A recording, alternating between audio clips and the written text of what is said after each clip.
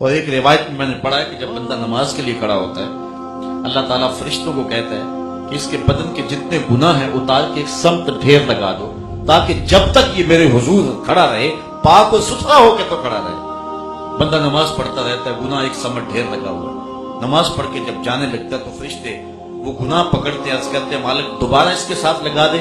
اللہ تعالیٰ فرماتا ہے اترے ہیں تو اترے ہی رہنے دو، میرا بندہ ستھرا ہو کے گھر کی طرف چلا گیا۔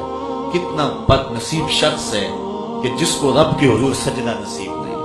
بعض لوگ بڑی ڈٹائی کے ساتھ کہتے ہیں جی ہم نماز نہیں پڑھتے، میں کہتا تو کیوں نہیں پڑھتا؟ رب تجھے توفیق نہیں دیتا، اپنی دہلیز پہ تجھے بلاتا نہیں۔ میں نے کئی لوگوں کو دیکھا ہے کہ مسجد کی ہمسائیگی میں گھر ہوتا اور پنجگانہ آواز اذان کی آ رہی ہوتی ہے لیکن نصیب نہیں ہے، اللہ انہیں بلا ہی نہیں رہا۔ اللہ اکبر، کتنی بد نصیبی ہے۔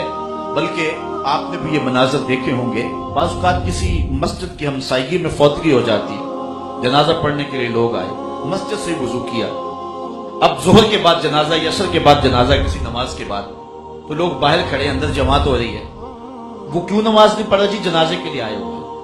اللہ کے لیے اگر جنازہ پڑھنے آئے تھے تو اللہ کا پیغام اور اللہ کا فرض اس کی تو اندر ادائیگی ہو رہی ہے، لیکن باہر کھڑے کے کھڑے ہیں، فارغ ہیں، کام بھی کوئی نہیں، وضو بھی کیا ہوا ہے لیکن اندر جانے کی توفیق نہیں۔ یہ نماز ہے جو معراج کا خاص تحفہ مصطفیٰ کریم امت کے لیے لے کر کے آئے ہیں، اور یہ ابدیت کا بندے سے اظہار۔ اور سنیے تمہارے رسول کیا فرما رہے، حُبِّبَ إِلَيَّ مِن دُنْيَاكُمْ ثَلَاث، تمہاری بھری دنیا سے مجھے صرف 3 چیزیں پسند ہیں، خوشبو، منکوحہ عورتیں، اور میری آنکھوں کی ٹھنڈک نماز میں رکھی۔ میں کہتا ہوں جو نماز نہیں پڑھتا وہ کیسا عاشق رسول ہے؟